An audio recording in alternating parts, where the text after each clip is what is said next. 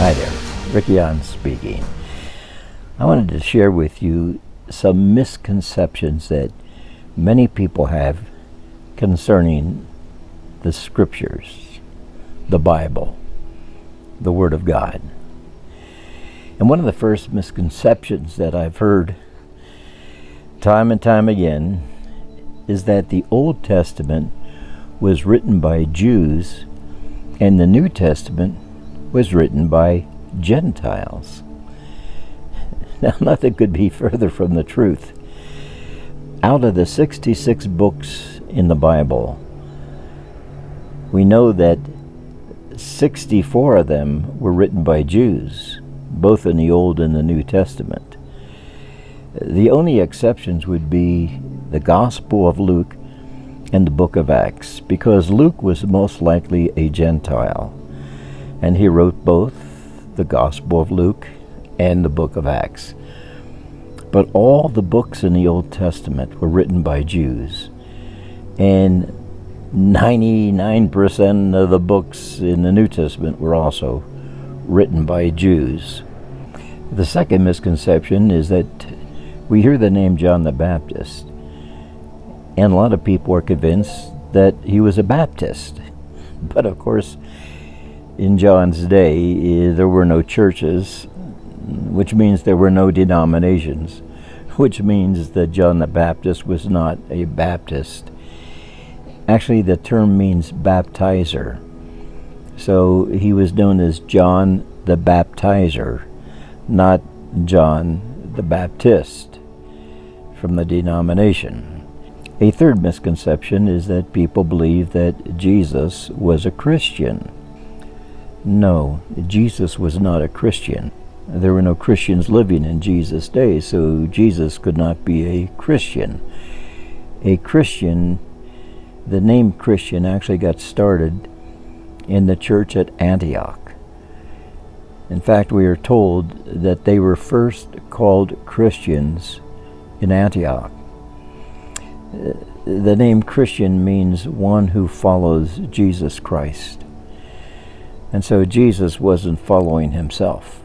So Jesus was never a Christian. A fourth misconception is that it is not important for Christians to know about or to read or to study the Old Testament, because the New Testament is good enough for us. Friend, if you don't know anything about the Old Testament, you will not really understand the New Testament, because the New Testament fulfills so many of the prophecies of the Old Testament. And to understand the New Testament clearly, you really have to know and understand the teachings of the Old Testament. Another misconception is that God's promises to Israel concerning the land no longer exist, because the Jews denied Jesus as their Messiah. And so God then removed those promises that he gave in the Abrahamic covenant to the nation of Israel. Well, as I look at the scriptures, you will find that the promises that God made to Abraham were unconditional promises. And those promises of the land are still in effect. And so when you think in terms of the future that God has for Israel, I am convinced that that future includes the land that he promised to Israel. In fact, when I was growing up, there was no nation of Israel. But in order to keep his promise, after 2,000 years, God went into the nations, the Gentile nations of the world, and brought his people out of those nations and brought them back to their own land known as Israel. And in May 14th, 1948, for the first time, a nation that went out of existence, came back into existence. And today Israel is not only a nation, it is a prosperous nation that still has a future.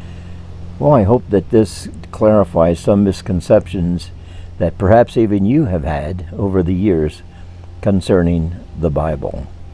The Bible that we have today is a trustworthy book, and you and I need to get back into it and not only listen to what we hear on Sunday morning from a pastor, but also get into the Word of God for ourselves. Thanks for watching.